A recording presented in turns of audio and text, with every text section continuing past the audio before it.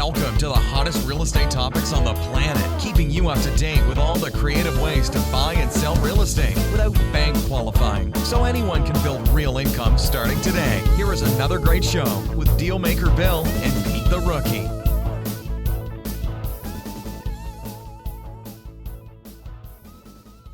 All right, here we are at another episode of Flipping Houses for Rookies. Good morning, Peter. Morning, Bill, and hello, everybody. Here we go, another exciting episode. So today's episode title is, we're on 388 is the episode number, I think I said that. And the title is The Art of Creative Real Estate Deal Structuring for Rookies. Da-da-da. Yep. I'm on a pathway here for Peter. He told me about 3 episodes ago that he wants to do more deal structuring. So I'm going to probably go, I don't know, maybe 8 or 10, see what happens. Mm-hmm. See if we can get the downloads up, because they've been the downloads have been down, Peter. Well, what would you call them, uploads then? Yeah. Change the name. Mm-hmm. Here is today's description. If the way you think about real estate transactions isn't providing the lifestyle you want, then this podcast guarantees to change your destiny. Today, we are about to crack open the vault of creative real estate possibilities, where ingenuity replaces cash in pursuit of property. This podcast is now your secret guide to creative real estate deal structuring that will help you build money now, money monthly, and money later to help architect the life you want and deserve. This single episode could very well be your passport to the hidden world where the impossible becomes your playground. If you are ready to hear today's creative real estate rules and unlock your financial freedom, then listen in now. You will soon find yourself leaping into action with this newfound knowledge for extraordinary results. Use this episode as your passport into a world most have no clue exists. Never mind the keys to the vault that will set you up for life if you do it. So listen in to this unforgettable episode right now. Ta-da! That's Bill, all I wrote. Okay, and off we go. But Bill, your writing is getting so eloquent. I think you should work on song lyrics. No, thank you. You're spinning words so well. Thank you. All right, so let's do some housekeeping. I put a link inside of the description for you that will send you to a really cool, it's a series of deal structuring strategies. I do them on a whiteboard. I did them in a meeting some time ago. If you have seen them before, don't discredit them. A number of times over materials create certainty. So the more you watch them, the more you'll learn. So if you think you watched them just once, then you should probably watch them again. Unless, of course, you're just crushing it and doing a lot of deals and making a lot of money, then you might have understood everything and you're applying it, but most don't do that. No, there's always questions. Also, we record this podcast every Thursday morning, 9:30 a.m. for the most part. And when we do, we live stream it from... we go to Facebook, LinkedIn, and YouTube. So if you have questions about the podcast, you can go to any one of those platforms, type in Flipping Houses for Rookies, and wherever it allows you to type, you can type the questions. Make sure the questions pertain to the podcast. If not, then you can go to flippinghousesforrookies.com, and top right-hand side, there's a support link. You can send us a support ticket, or you can go on to WhatsApp Messenger and find Let's Talk Real Estate. We have, 100 and something people in there, like a little mastermind group that all help one another. You can go there too. Okay? So here we go. So in the last couple of episodes, I had or have spoken about what do you do when you first get on the phone with a seller. Mm-hmm. Right? So the script that we use nowadays that is I don't even know the word. It is so successful that I can't even put a word to it. It is just, it's crushing it. And we've been using it now for a couple of years. So basically the philosophy is this.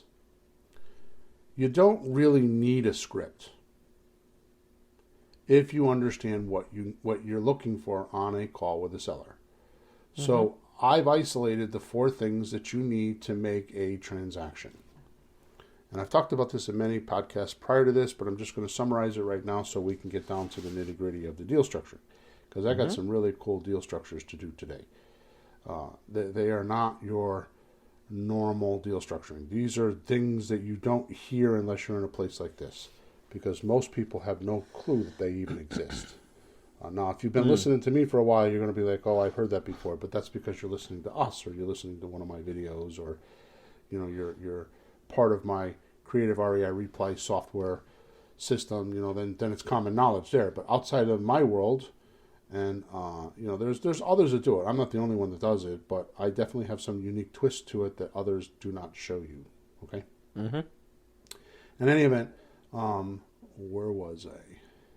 Oh, so the 4 things you need to know when you're on the phone with somebody is you need to get their price. Well, first of all, you have to ask them when you start out, is the house still for sale? Right. Because they might have just sold it an hour before they talk to you. You never know. Mm-hmm. And so ask them if the house is still for sale. You need to find out whose name is on the deed. Those are the 2 pre-qualifiers before you can go any further, because you want to make sure you're speaking to the right person and you're not wasting your time with somebody who doesn't have a house for sale. Yep. And then the first question is, what is your asking price, or what are you asking for the house? And if they say $300,000, the script pretty much says, well, the only way that I could pay $300,000 is if I, in an as-is condition and without any landlord obligations, is if I make monthly payments. Is that something we could talk about? Mm-hmm. And at that point, there's a Y in the road. You have to make a decision whether you're going to go left or right. So if they say yes, they're willing to talk about monthly payments, aka terms, then you continue on that script. If they don't want to talk about terms, then we use our Grand Slam offer, which is for cash buyers, and it shows them how much money they're going to lose if they sell for cash. And it's typically like 70%. I mean, it's a big number. So in a $300,000 house, they're losing like $100 and something thousand over the course of 3 years. So we have a calculator and all that. If you scan through the podcast, you'll find them, or just send me a support ticket and I'll make sure that we get you what you need, or go to creativereireplay.com because it's all there. Okay? So here's the point. Once you do that, then you need to figure out what their payment is. And the easiest way to figure out what a payment is you say, hey, Peter, how much are you paying monthly now for the property? I'll pay $1,900. Okay, does that include taxes and insurance, all HOAs and everything else? Yeah. Okay, good. So I can pay that amount, all right? Mm-hmm. And that's how you do a payment. You just say, I could pay that amount, all right? And if they say no, then you negotiate.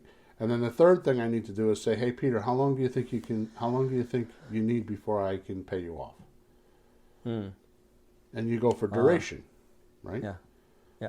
So you just negotiate back and forth, and I try not to do anything less than 7 years, because we know that it takes at least three lease option tenant buyers to get through to a actual closing. I don't even do that anymore. I'm just lazy. I set them and forget them. I actually put them on a 3-year lease these days, and the way the lease is written is if they don't say anything to me, then the lease continues and continues and continues. I've got people in houses for 10 years that way, and they just keep paying me, right? Yep. In any event, and then the last thing is deposit, if they talk about it. So the 4 things you need is you need the price, you need to know what the payment is. Even if the seller's not giving you a payment and you have to go borrow private money, you still need to know what the payment is, because it's part of the money now. Yeah. I'm sorry, the money monthly. Yeah. Right?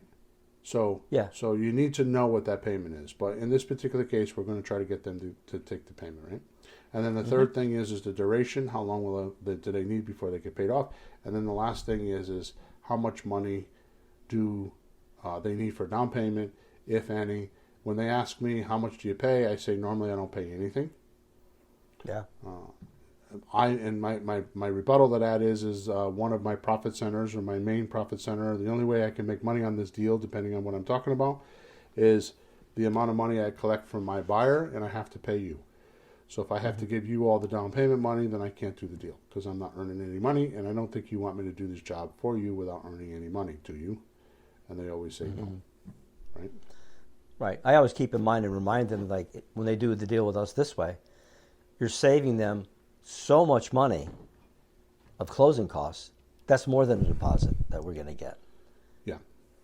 Yeah. So et cetera, et cetera, et cetera. The way to think about way to think about closing costs is, I've just recently changed this about a month ago, is that without a realtor it's 10%, with a realtor it's 15%. Right. Those are closing costs, and it doesn't change.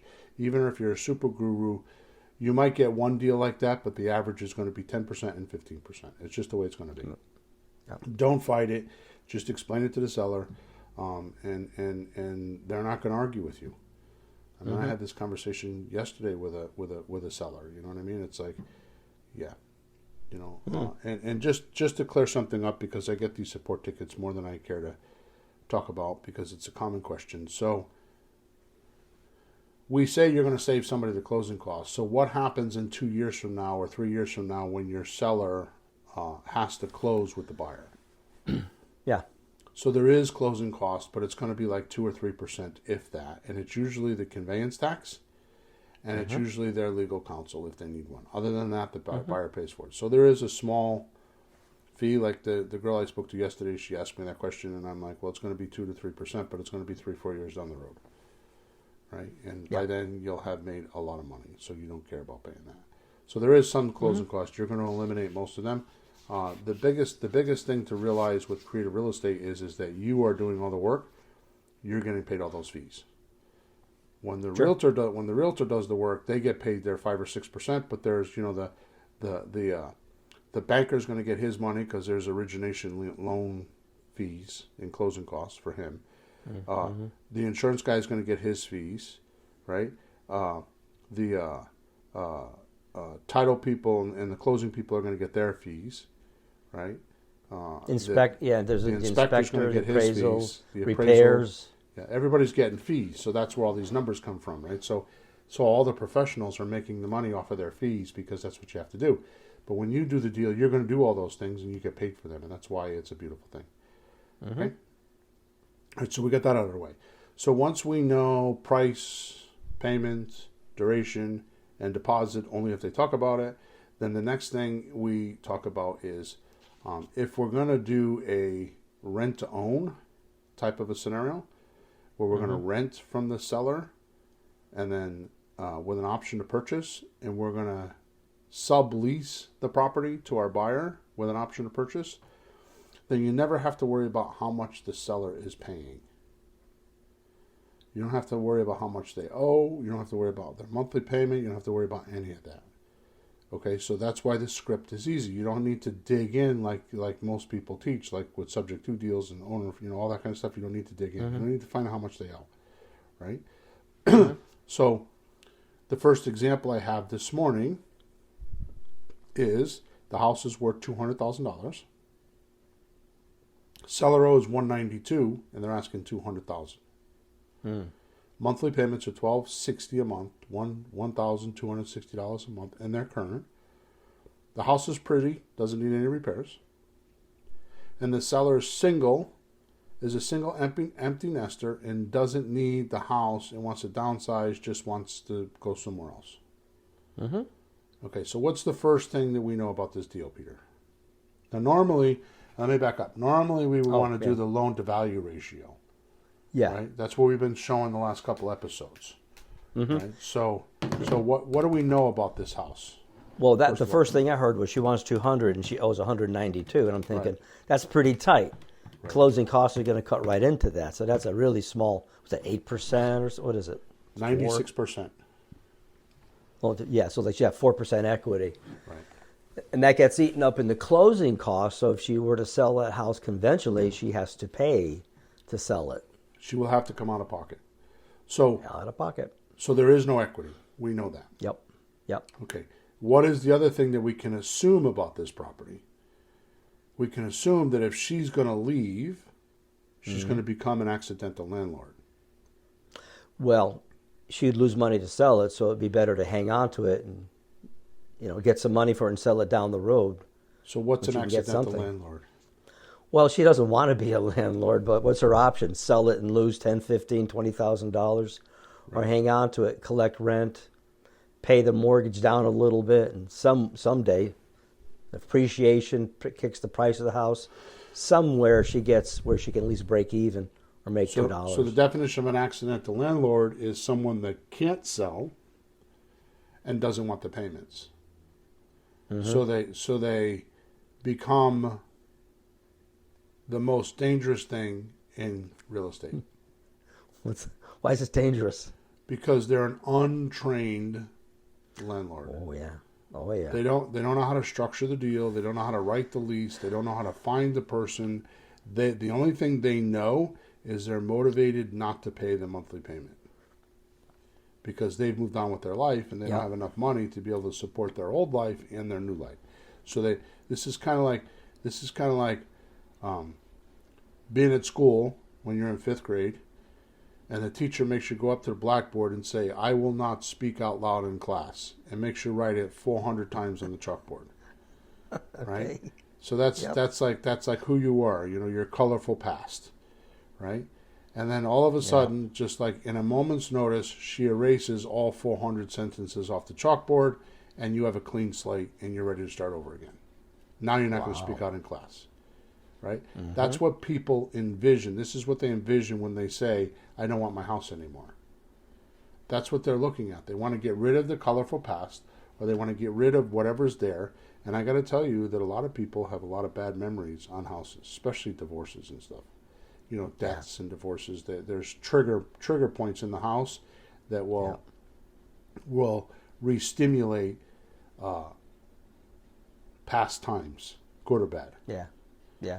Right? And it's emotional. It makes it uncomfortable, Yeah. right? So in this particular case, if she is really motivated, well, here's the thing with this deal.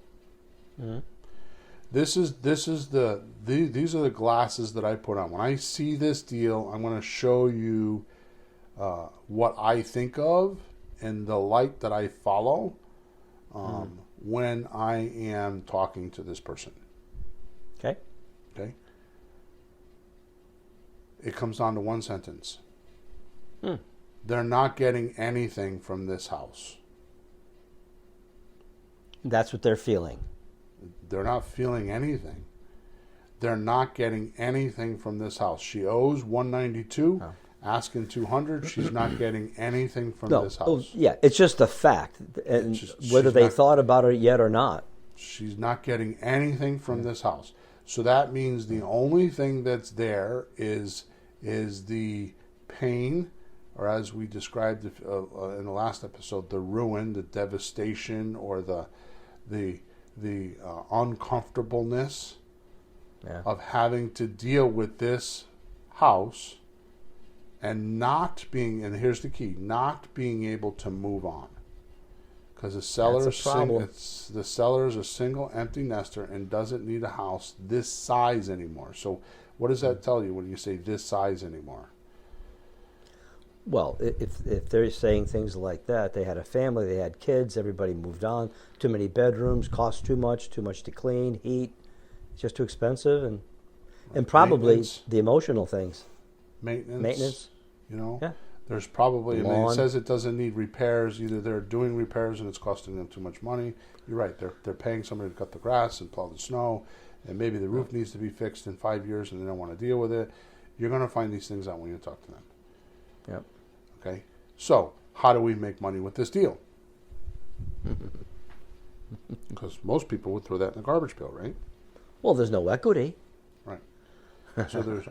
So there's actually, well, I'm not going to go there. Two ways to make money with real estate, and that's with the equity, buy low, sell high, or with cash flow. And we're not going to use either one of those. This is a very unique deal. It's what we call a slot deal, right? It's a sandwich lease option transfer. Others, like I think Ron LeGrand has a name for it. He's the only other one that I've ever heard talk about it. But here's what basically happens. The seller wants to sell. They want it off their back. So you're going to come along and you're going to say to them, well, I could do this deal, but it's a delayed cash out. Well, what does that mean? Well, I specialize in rent-to-own or lease optioning. I say rent-to-own. It's not really what we do. I hate that language because it's got a bad connotation with the millennials. They think that the rent is going to go towards their purchase. So it's a kind of a funky thing. But with your seller, you can say, right? So I do rent-to-own. I put somebody in the house for 3 years, and I help them get qualified for a mortgage so that they can pay you off. Right? That's as short as you need to go. You don't need to get into all the details. You don't need to give them a seminar. You don't need to tell them all the facts and the statistics and all that stuff, right? Yep. And I say, what do you think of that? And they'll say, I never heard of that. Okay, well, the amazing thing about this is, first of all, I've done it a lot, but the amazing thing about this is you're not a landlord. Yeah. See, when we put somebody in the house, we pound into their minds that they're buying this house.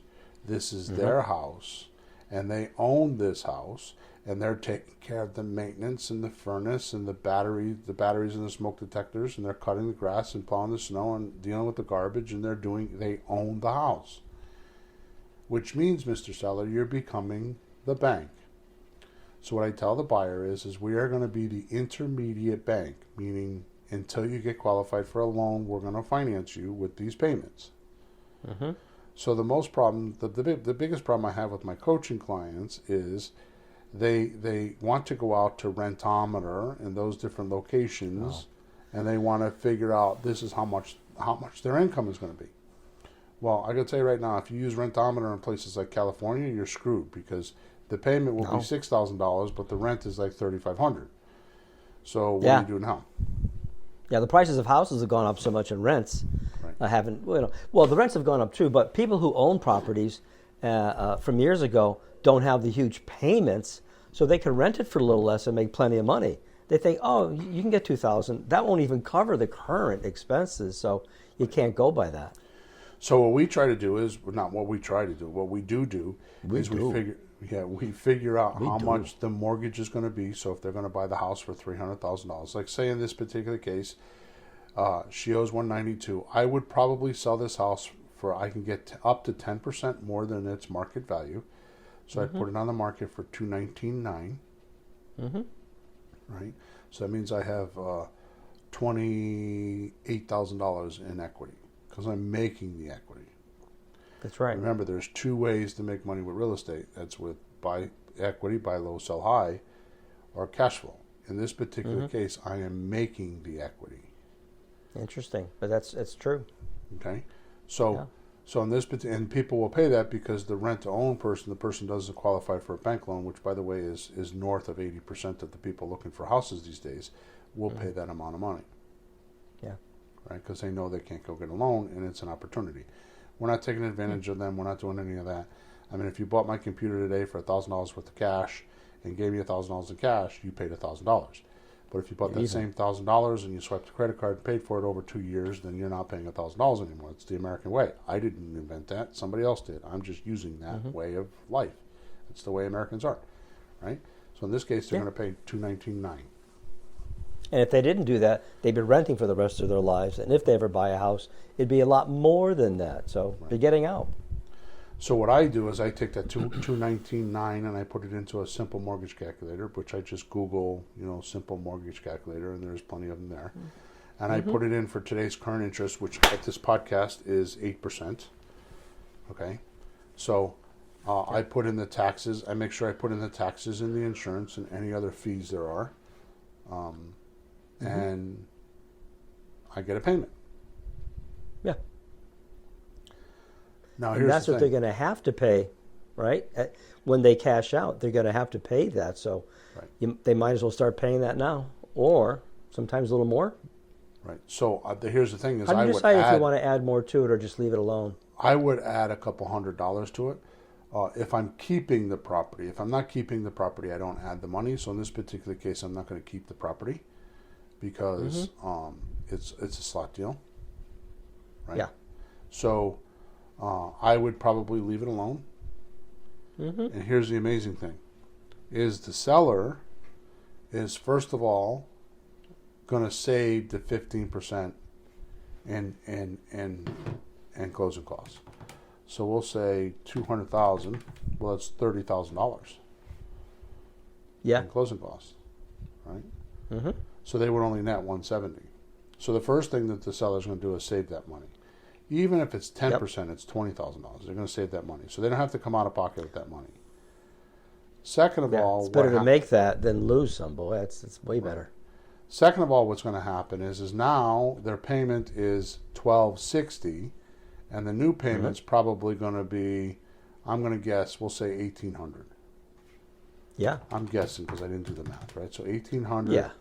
minus $1,260 puts us at $16,000. Obviously, I did that wrong.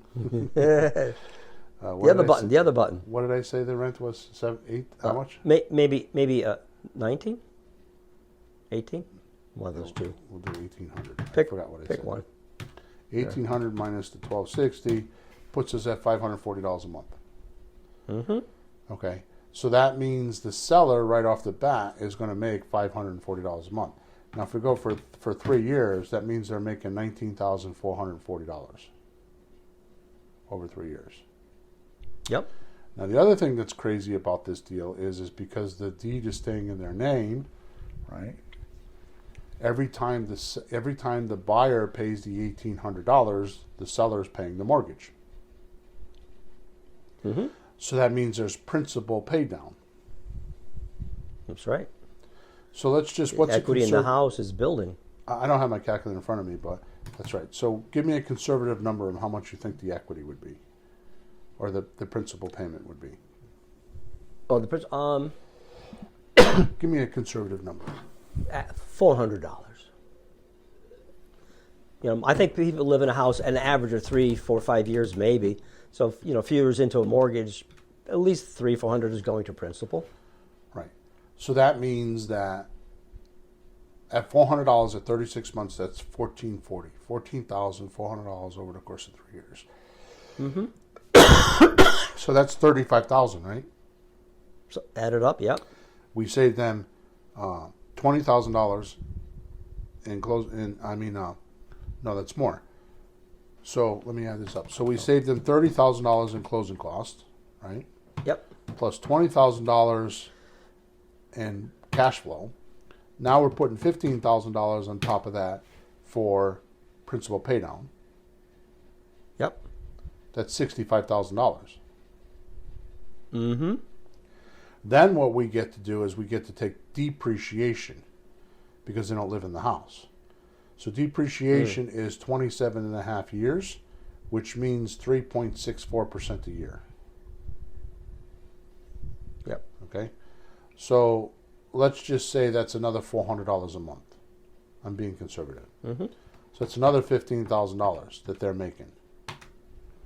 We're up to $80,000. Mm. Okay? Plus, what we're going to do is we're going to put in the contract with the buyer that after the first year, the price of the house is going to go up 0.25% per month. So they're going to buy the house for $219,900 if they get a mortgage within the first 12 months.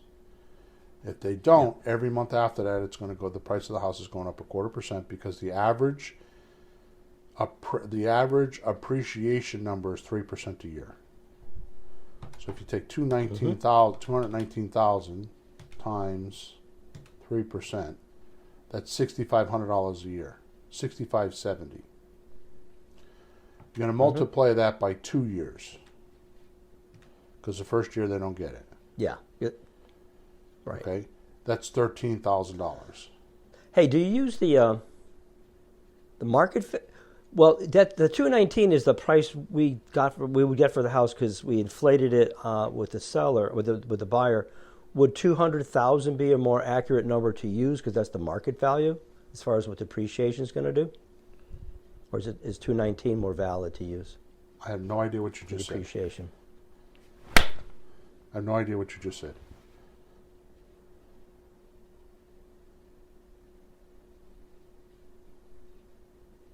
think we lost Peter.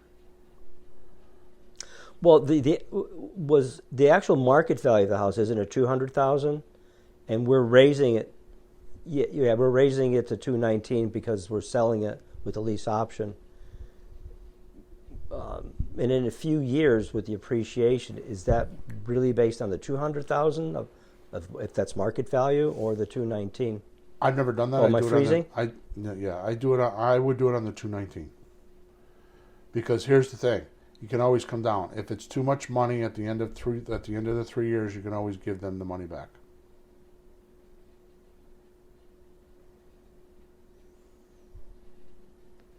Peter's wheels are spinning. He doesn't know what to say.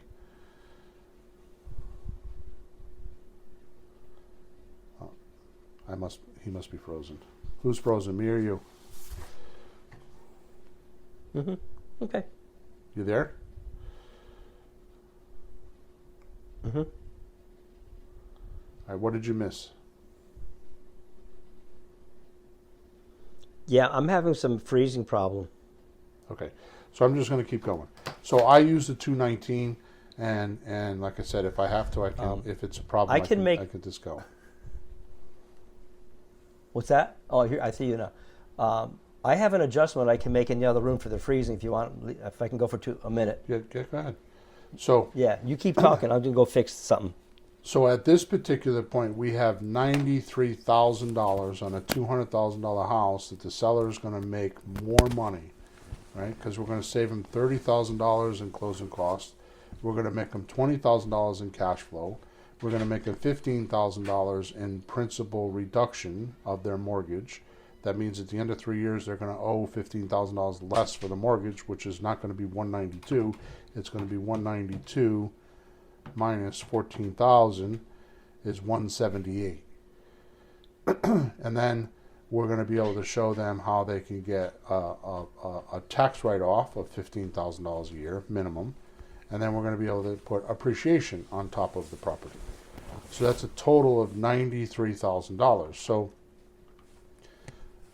what happens when the seller says to you that they need money to move?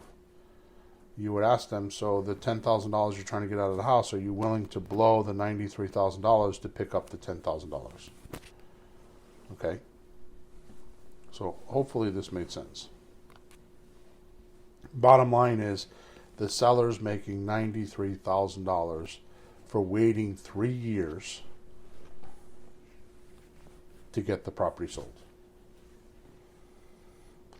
And that is appealing, especially when somebody says, "Oh, I want all cash." Okay, it's an amazing turnaround.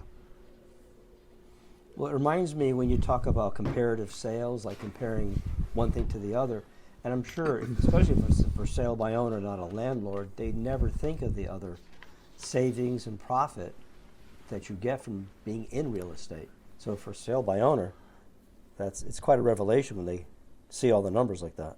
Exactly. So let's quickly cover, and then we're going to go on to the next deal.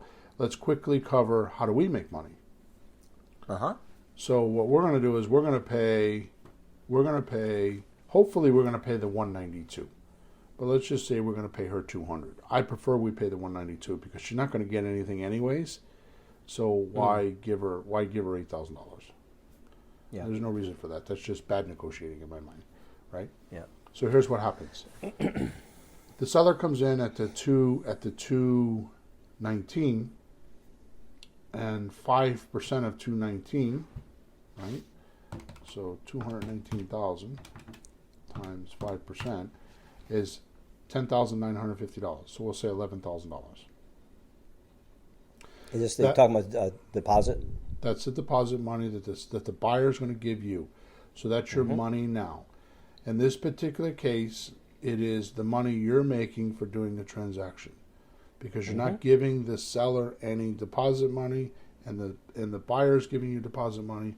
So technically, you're going to do an option agreement with your seller, give the seller $100, and you're going to charge the buyer $11,000.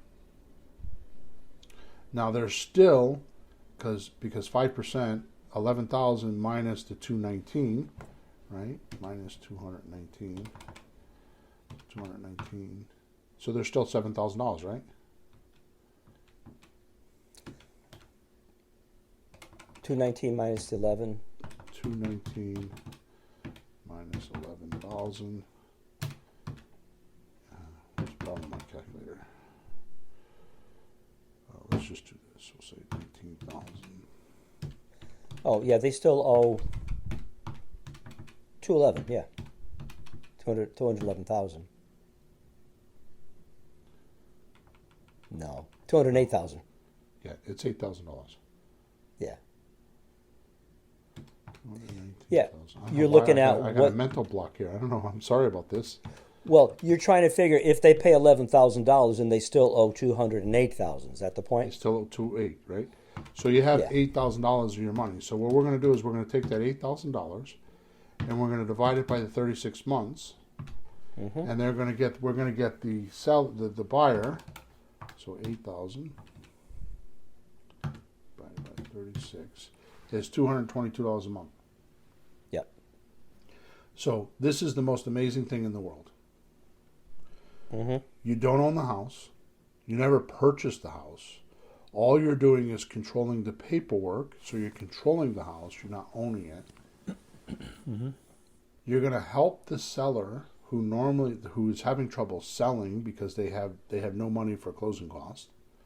They want to move on with their life and they feel stuck. So you're going to help the seller.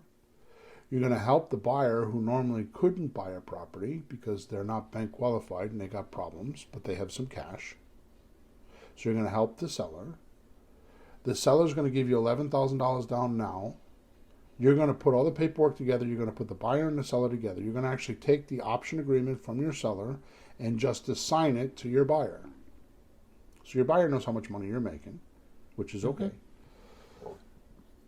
You're going to make $11,000 now for doing all the paperwork, for finding the seller and finding the buyer, right?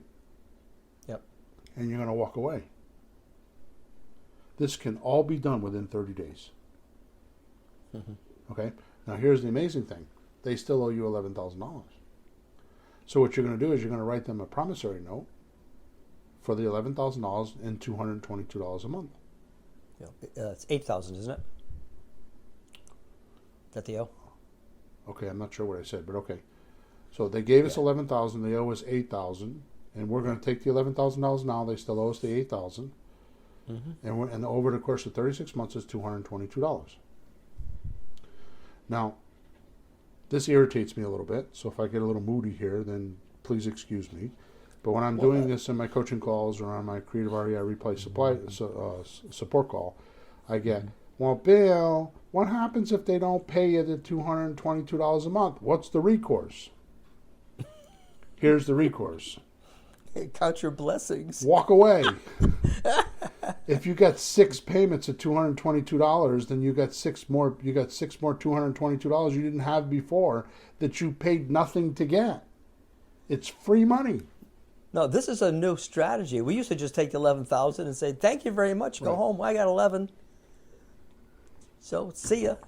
So this is like, wait a minute. So the thing is, you get checks in the mail that you have no responsibility for. You don't do anything own the property, no landlord obligations, nothing.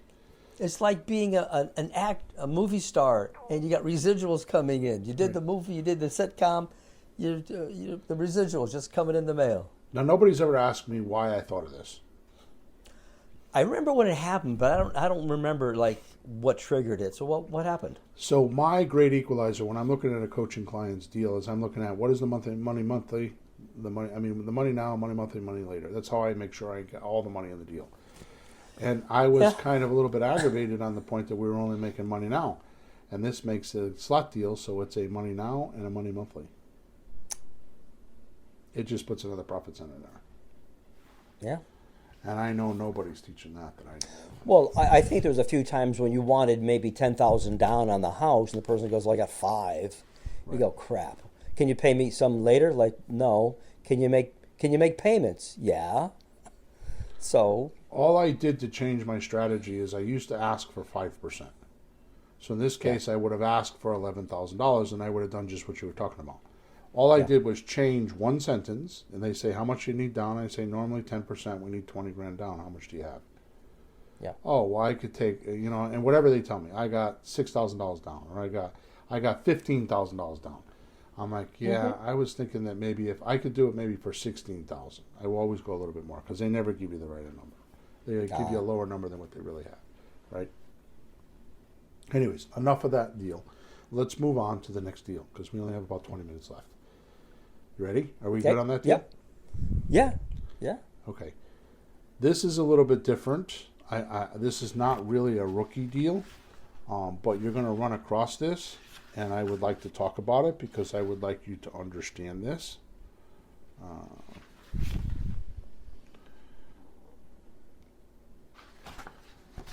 This house is worth $340,000. Okay. House is free and clear, but the seller is asking $390,000. Wow. That's a lot more. Right. How much more? Well, 50,000. 50,000. Yeah. I can't Okay. tell you percentage, but yeah, it's 50. Taxes on the property are $7,200 per year. House is pretty and doesn't need repairs. Seller wants to downsize. Husband wants to sell. Wife is an accountant watching the numbers, so they make a grand slam on a deal. Do you remember this deal, Peter? This is your deal. Yeah, sounds familiar. Yeah, she was an accountant. Yeah, he was a paisan, an Italian that his mother knew. My dad. Oh, we're in there. We're all friends now. Like, not with an accountant wife. So the first thing I want to address is, can you pay $50,000 over market value and make money? Well, you'd have to structure it correctly, have enough time. You'd have to do something clever. Okay. You could. Yeah. Two you ways couldn't to buy make it for money. 3 night. Yeah. Two ways to make money with real estate is buy low, sell high, which is the equity, or cash flow. Yep. So is there equity here? Not at those numbers. So what are we going to look at? Cash flow. Okay, good. So if you were to buy a house, we'll say for $200,000 today, close on it today, right? January 4th, you close on it today. Yeah. How much are you paying for that house? It's a trick question. It's a trick. Well, you think you're paying $200, but if you got a 30-year mortgage, when you're all done, calculators will show you at the bottom of the page you paid this much, and Probably between $350,000 and $400,000. Yep. Because by the time you get the interest in there, you're paying 2.5 times to 3 times the amount that you paid. So it's I used to do this in seminars all the time, and I would bet people and do all kinds of crazy stuff, play games with it. But the point is you're not paying $200,000. The starting price is $200,000. You gave the seller $200,000, but the bank comes in and they get their 4, 5, 6, 8% interest. Sure. And if you execute to get the house free and clear, you're going to have to pay 30 years or pay 20 years by paying extra payments, right? Yeah. But in any event, you're paying between $350,000 and $400,000 for that property, depending on the interest rate. Mm-hmm. So is it really horrible that I'm paying $50,000 over? Well, when you said cash flow, I thought of something. Cash flow and time, because that's the equalizer. You couldn't do the cash flow 1 month.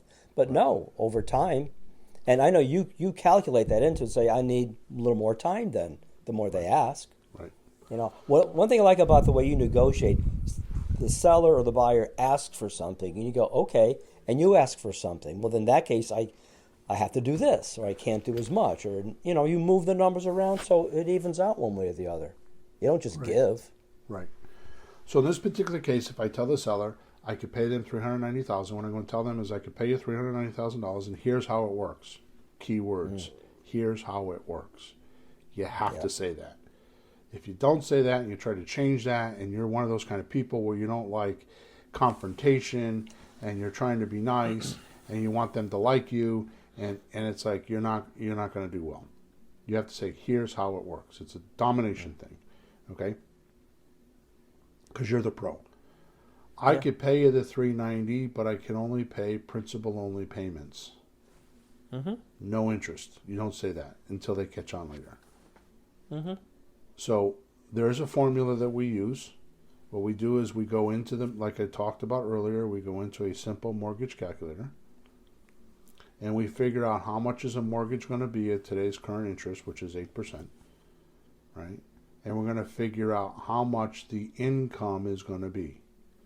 So we put in the 390, we put in 8% because that's today's current interest rate, right? That changes all the time. We're going to put in the taxes, which are 7,200, and I'm probably going to put in 2,400 for insurance, just because on a house this big, you're probably going to need a couple $100 a month. If it's not, then you win.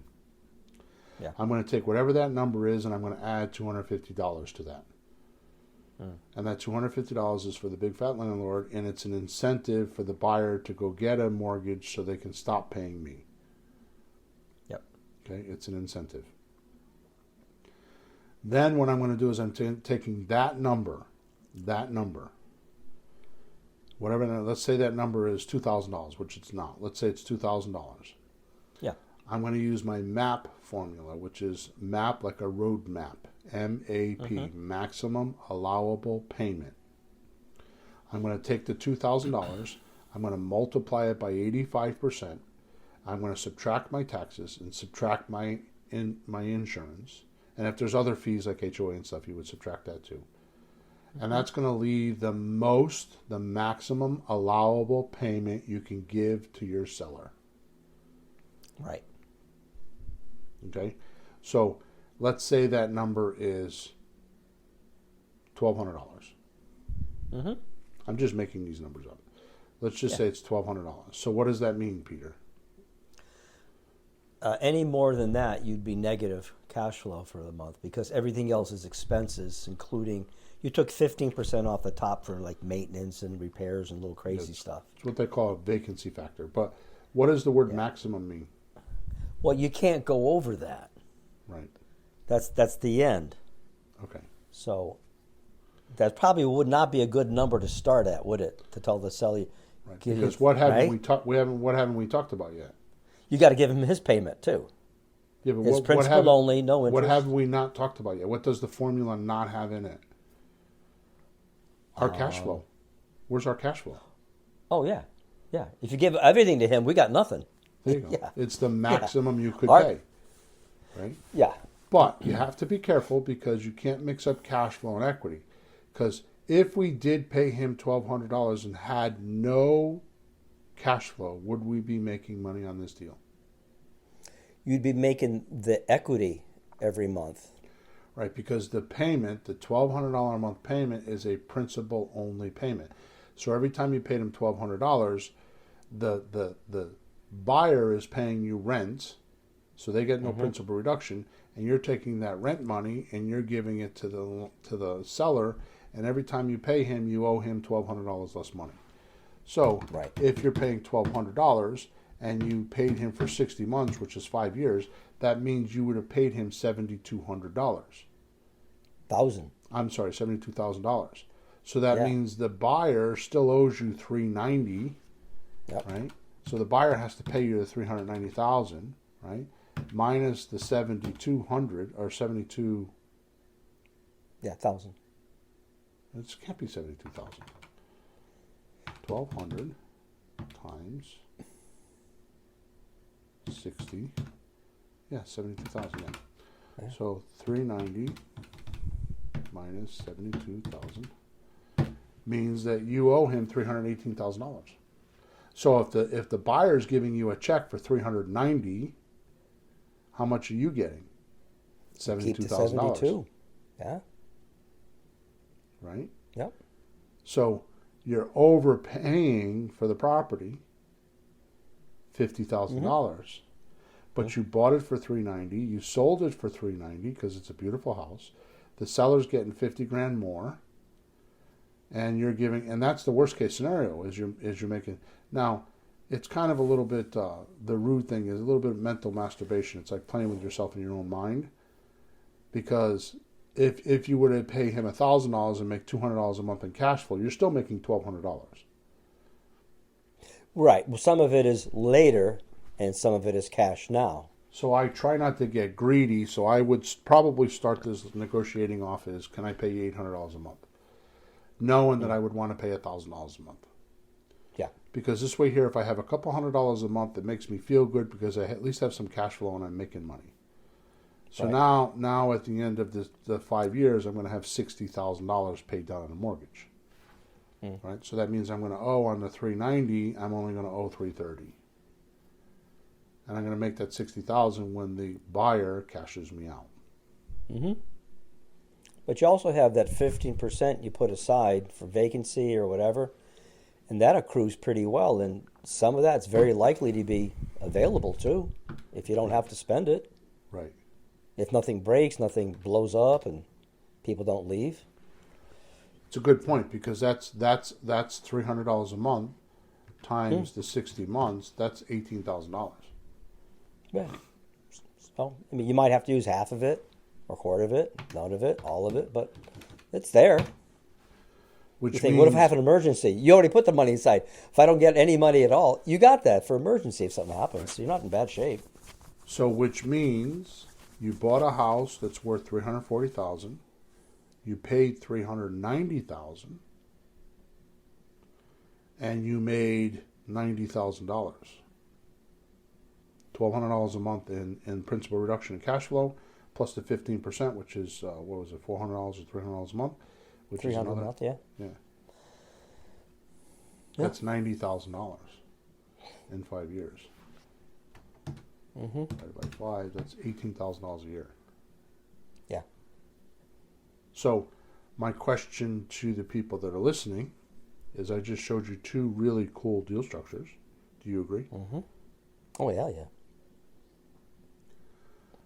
What gets in your way in life that you can't do one of these deals a year or two of these deals a year?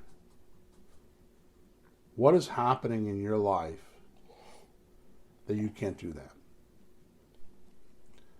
You know, what excuses are you telling yourself? I can't find leads. I don't know how to do deal structuring. I don't know how to talk to sellers. I mean, what are you telling? And I'm going to tell you right now, those are all excuses, because when I dig down into my coaching clients, and I do this probably once every 6 weeks, as I found out, we just went through, I did this with you yesterday. You didn't even know I was doing it. At least I don't think you do. You know, I'm like, what's going on? And it's like your environment stops you. Well, I've been doing this and I've been doing that, and the holidays were here, and I've been doing this and I've been doing that, and you don't do your real estate work. Right? And I'm not picking on you because I do the same thing. But like, we went into the system yesterday, right? And we haven't done a deal in a while because we're too busy. I'm doing my thing, you're doing your thing, and we're not paying attention. And we pluck out of there a deal, and like I got a $440,000 house that the girl owes $345 on, and is willing to give it to us subject to. A beautiful house. She spent $80,000 for closing costs, for down payment and closing when she bought it 3 or 4 years ago, and then she put a sprinkler system in, she did this, she did that, she did this, spent another $20,000 or $30,000 on it, and she's going to walk away. True. Right? The house has got probably $90,000 or $100,000 worth of equity. It's probably got $1,000, $1,200 a month in positive cash flow. And it was just sitting in Creative REI Replay. It was just sitting there. And you're busy with your life, I'm busy with my life, and nobody's paying attention, and nobody called her. And the timing's right, because you called her. You called her first, and then I called her second. But the point is what's happening in your life that same scenario is happening to you. Because if you made one deal, I just showed you where it's $18,000 a year on this free and clear property. All right. So if you did that over times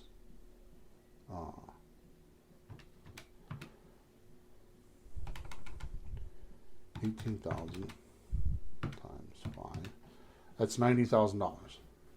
Yeah. If you did $90,000 by doing one deal a year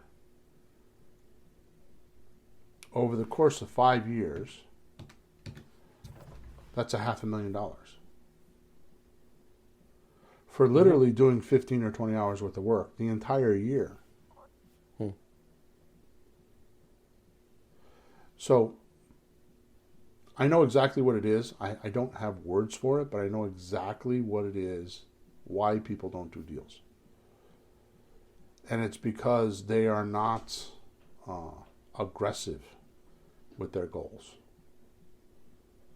Like they when they're like going down the road and a deer jumps across the road and they get all frantic about the deer, and next thing you know they're off trying to get rid of the deer and trying to get the car ready in case the deer comes. They're putting the thing on the grill, and they're trying to do this and they're trying to do that, instead of just like, it was a coincidence that one deer jumped across the road, and they should just keep driving and keep going.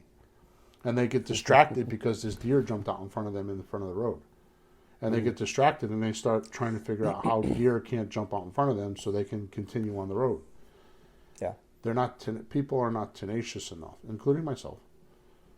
And so you have to ask yourself, like, what's going on in your world? Now, I can tell you that I have had this experience. I've been on this roller coaster up and down for 3 decades. Because I do it all the time. It's like I pay attention to something else, and I'm not doing, oh shit, I haven't done a creative real estate deal in like 4 months or 6 months or a year. Right? I've had that happen. And then I'm like, I need to do another deal. Right? And I put my attention on it, and all of a sudden one falls in my lap. Yeah. Right? So I know this happens, which is the exact reason why Sean and I, my other partner, he's the tech guy, but it's my I'm not trying to take credit for it, but it's my ideas that kind of like make everything happen. And the thing that I was trying to do is create it so how could we make it so each person wants to do deals every day. They feel guilty if they didn't do their deals every day. And the way we did that is by putting leads in their account every day. Right? So if you go into your Creative REI Replay account, every single day there are appointments. And then we got an AI, a robot, that answers the call. So now not only do we get leads, but the robot answers the text messages and actually makes you an appointment. So if you don't go in your system, you don't have an appointment. I mean, the only thing I'm not doing for you is the deal. And quite honestly, I've been trying to figure out how we could do that and just pay you a commission. Oh, really? With your leads. I don't know how to do that, but it's like... Bill, I like how it's like, you don't get a commission, they get the commission. Well, you got to do the work. You do the Now, what you're saying is 1,000% true. I've been distracted with things and stuff, and comes some short-term things, and now I'm much freer. But yet, I woke up the day before yesterday to like phone calls coming at me. Like, I need to talk to you at 8 a.m. That's not even my schedule. Right. I need to talk to you at 8 a.m. Like, oh my God. And like the phone, I'm getting messages like, can you talk to me now? Like, oh my God. Right. Like, well, can I have breakfast? Like, honey, did you make wait a minute. And it's like, I better go sit down. It's like, oh God, Mary, help me. There's 50 names here. Okay, which ones can I talk to? Which ones? That says no, get rid of that. Like, holy crap, there's 3 more. I talked to 2 people. I missed a bunch. I ran out of time. Yep. But it's exactly like that. But it's see, like, this is the thing that I'm talking about. You ran out of time. So you ran out of time to make an extra $90,000 this year? Yeah. You ran out of time to make an extra $1 million this year? I know. It's sad, isn't it? You ran out of time to like make, in the next 5 years, $5 million and be done? You ran out of time to do that? Yeah, but I'll have more time tomorrow. But the thing is what is it that you need your time for that's more important than that? Mm-hmm. I mean, it's like if Mary was on the operating table and you needed $100,000, what would you do? Mm-hmm. You would be tenacious on how to get that $100,000. You would sell your soul for that $100,000. Yeah. So why aren't you doing this for your financial future? And I'm not talking to you. I'm talking to people that are listening. Oh, I get it. No, I have something I'm working on in my own head for my household and our thing, because you talk about all the time you get distracted by life, and I live with a woman who's a lovely lady, does all kinds of stuff. She's working now, she's making money, but like there's important things and not important things, right? But the not important things is you got to make breakfast, Right. You have to pay the bill. There's things you have to do, but that's not the stuff that gets you ahead. So in my mind, I'm developing this thing. You pick a piece of paper, cut it down the middle. on one side, there's all the things you have to do because you have to do to stay even. But on the other side, you put like, well, what's the stuff that's going to get me ahead? Get me ahead. Because paying the bills, you got to. You got to call the phone company and say, what'd you do with my bill? And why did you not get, where's my money? Yeah, but that doesn't get you ahead. So it's a little thing I'm working on. It's on one side of the paper, and you go, crap, we better do those. Because that's the stuff that'll get you ahead and out of the muck. I have a and formula. The other stuff just keeps you going. I have a formula. Yeah. So yeah. if you, I'll tell you this, and then we'll if you read the book, The 3-Minute Millionaire. Yeah. Wow, phenomenal 3 minutes. Book. I haven't read. I think it's a 3-minute or 5-minute. I think it's 3-Minute Millionaire. Right. Okay. It's been a while since I read it, a decade, but I've never forgotten it. Ah. So the gist of the book is you're in a store, right, and you're looking down at something that costs, we'll say, $100. Yep. Take the next 3 minutes and wonder to yourself a few questions. Like, where's this thing going to be in a year from now? Where's it going to be in 3 years from now? What am I going to actually do with it? And there's like this little battery of questions, and you'll end up walking away. Right? Yeah. So my little evaluation system is based on that. Now, I've told this to you before about evaluating other people that are in my universe or in my world. So I look at people and I judge them by this. Are there results? Do they want results for accomplishment? Or do they want results for comfort? And that's what you're saying. Because a lot of people will use their emotions and think of their results like, I got to do this because I want to rest. If I just work 5 days this week, I could take the weekend off. Yeah. Right? Yep. If I go to the grocery store tonight, tomorrow night I can stay home and watch TV. Right? So too many people, and I'm going to go on the limb here, and I'm going to get hammered for this, but I think that's the difference between the Republican Party and the Democratic Party back in the day. Is the Republican Party is a little bit more analytical, and I don't mean to say that blunt, but they're about results. They pay attention to the money and the deficits and all that kind of stuff, and because they're business guys, they own businesses. And the Democratic Party is more about the emotions. How do I feel? What do I think? You know, how and it's like, it seems to me that way. I could be very wrong, and I'm not trying to pick one or the other. I'm just saying that. I understand. I also say, like, how can I get a loan for this? How can I get a subsidy for that? I think of it that way, too. It's just, how can somebody pay? Yeah, like, we'll just charge. I mean, literally, like, well, we'll just borrow it. We'll just charge it. Like, wait a minute, how can we pay for it? That's two different angles. And eventually, there's people who do that. They just keep charging.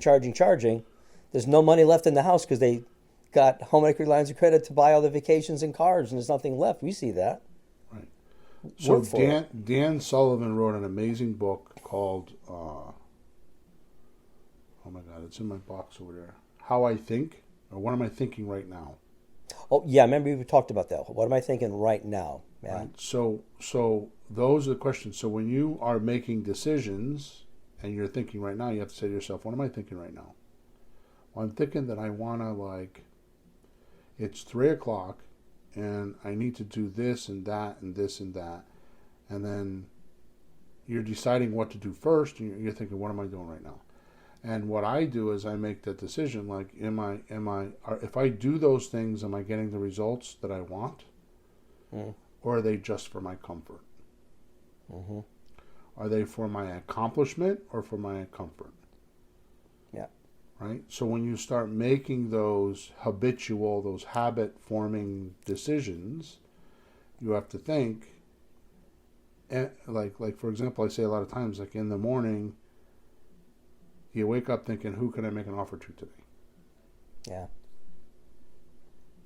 Because I say an offer a day keeps the dead away. Yeah.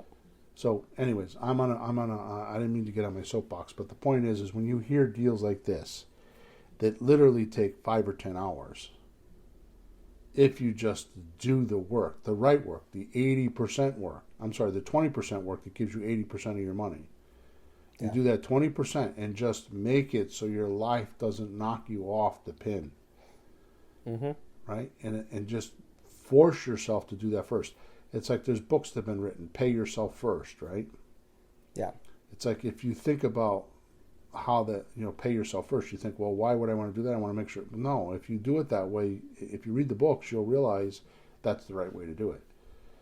Right? So if you take care of yourself first by making an offer, you're taking care of you and your family. You're actually helping a seller. You're helping a buyer.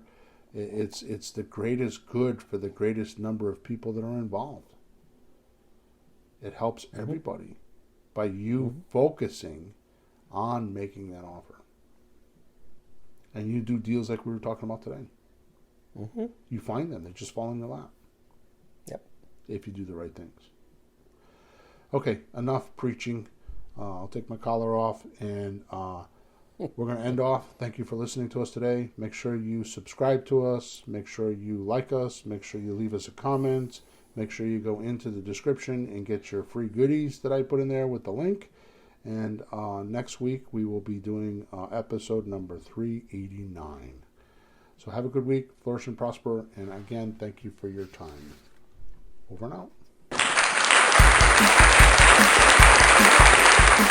Thanks for tuning in to the hottest real estate topics on the planet with Bill and Pete. If you want to continue learning how to buy and sell real estate without money or credit, head over to flippinghouses.club for some cutting-edge real estate wealth tools. Or contact us at info@flippinghouses.club.